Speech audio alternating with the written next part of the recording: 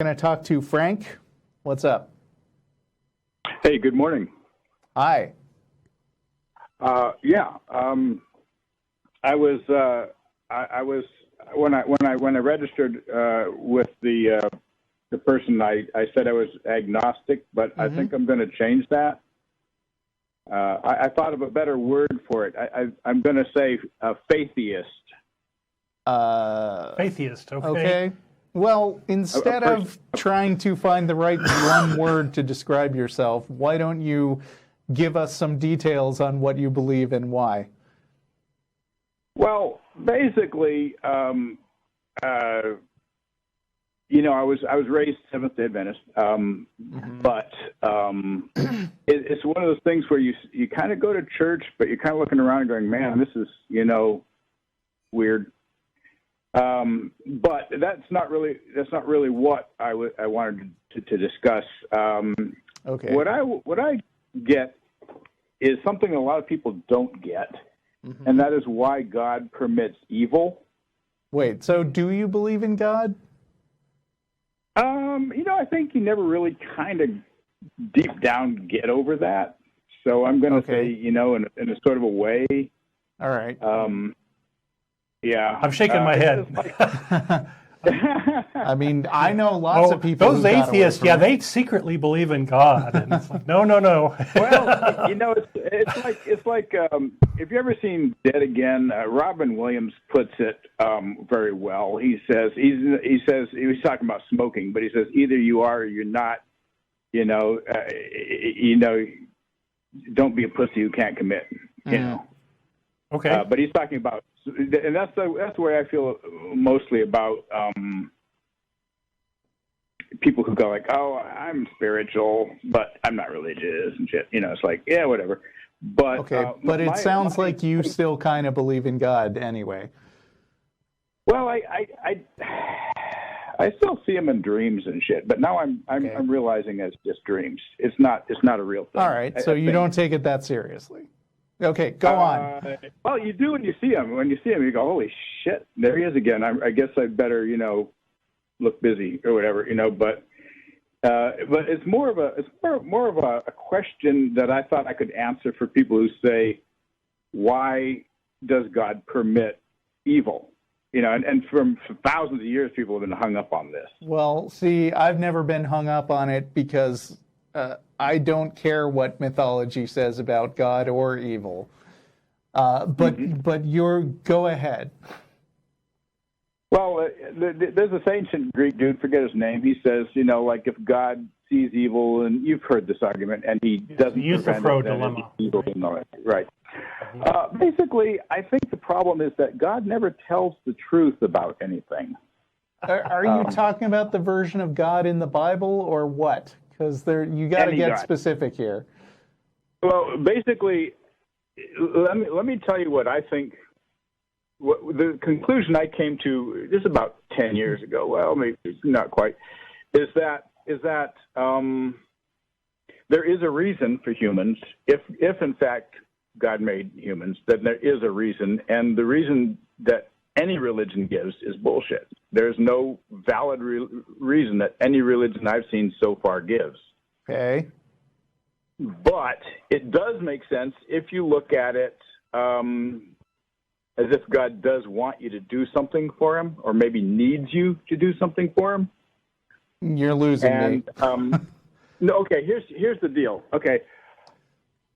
In special forces, pretty much every one of them, I suppose. I couldn't speak to that, but there's a saying that goes like this. It's like the only easy day was yesterday. Okay. Okay, and it means every day is going to get harder and harder. When you're a kid, you drop your ice cream, and that's a tragedy, and they don't know anything about loss or grief or anything, or pain or suffering. But that's what it is. And that's what this life is kind of like. It's kind of like an extreme boot camp where you go through and you basically struggle with things, and the struggle gets harder every single day. Yeah, but there are benefits. That's not everybody's right? experience. That may be your experience, but that's not everybody's experience. There's a lot of stuff I couldn't do when I was a kid that I can now, and it's kind of awesome. Yeah, having spending money is a nice thing. Yeah, I think I think developing a skill over years and years and being good at things and taking pleasure in all your experience is worthwhile. Yeah. Sex true, is pretty good. But what I'm saying is, every stage gets harder and harder, and more, and the skills required are higher and higher, and et cetera, and whatnot. Now, in this forces, if you're in one of these schools and you want to quit, you ring a bell. I assume they all have some form of it, and you're out. Now, what happens is the people who are still in still get crapped on daily, and it gets worse and worse. But the guys who fall out, suddenly they can go have a nice meal and a nice dry place to sleep, and bandages for their feet and all that other crap. But that's what it looks like to a Christian. They say, why is that guy over there? He's evil. Why has he got it good and I'm still suffering? Well, the answer is he just rang the bell. He's out of the program. He don't have to be treated anymore because he's not a consequence. Well, there are these placating beliefs that... Which is the guy who rang the bell in the metaphor? Well, there are these placating beliefs that if you live a good life, you'll be rewarded later, and the bad guys will get punished, and it'll all work out in the end.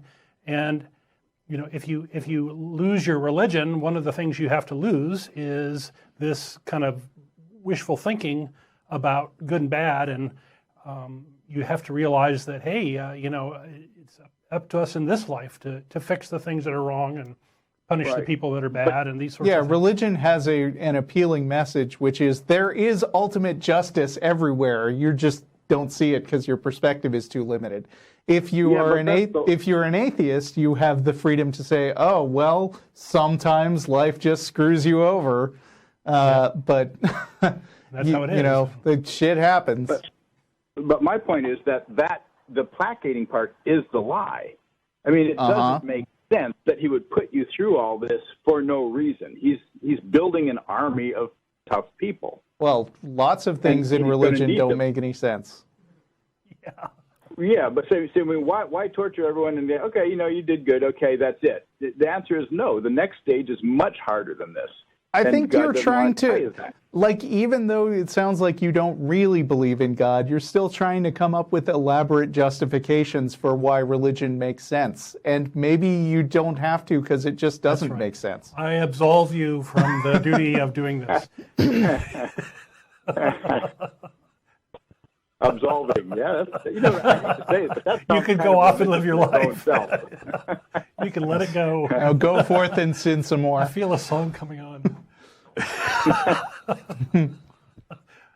Well, all I'm saying is, maybe I'm wrong, but that would make a good justification for why God lets things happen to good people. Why evil happens to good people.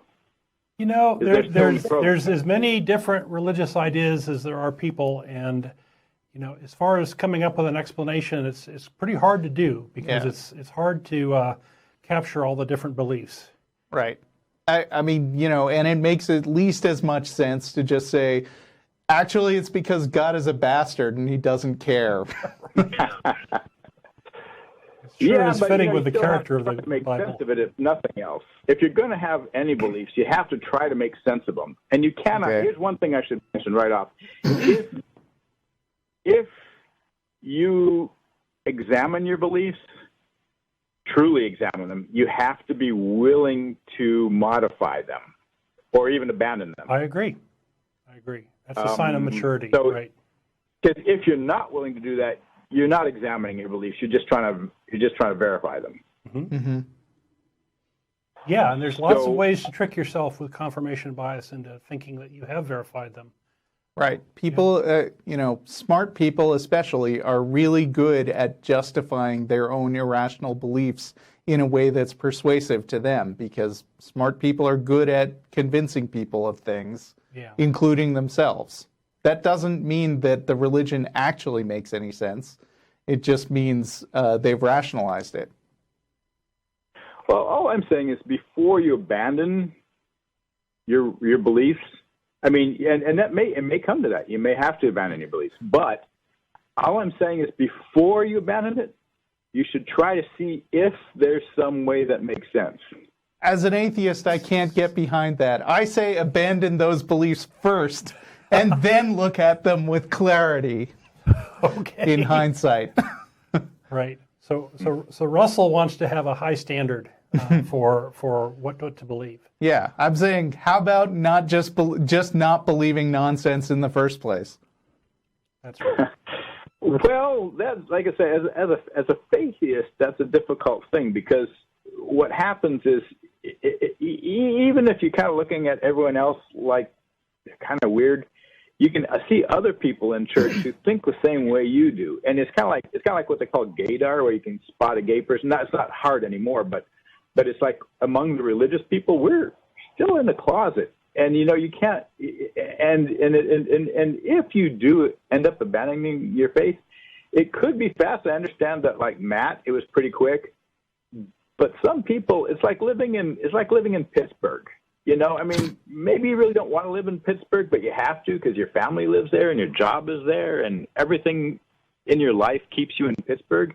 And you'd really rather live in maybe Florida or someplace. Well, but to your that's point, the I place think you picked is where you want to live. I think a lot of people take a long time to shed their religious upbringing, and I think 10 years is very common for people. We used to have on our website a testimonial section, and by and large, people took 10, 12 years in order to sort of say, I don't believe that anymore, and chip away at it until they got to nothing. Yep. And that's a very common thing. It's not an epiphany like you might see in the movies or something like that. Yeah. Anyway, I think Matt, it was really quick for him once. I think Matt once said it was took him 3 seconds or something, or maybe I'm thinking. Yeah, but he also said he spent years studying to be a preacher. So I mean, it didn't just magically disappear without a whole lot of uncomfortable introspection first, and that's usually what I hear from people who have deconverted, which is not me. Yep. Anyway, Yeah. Well, thank you for calling. We're going to move on. All right. Thank you. See ya.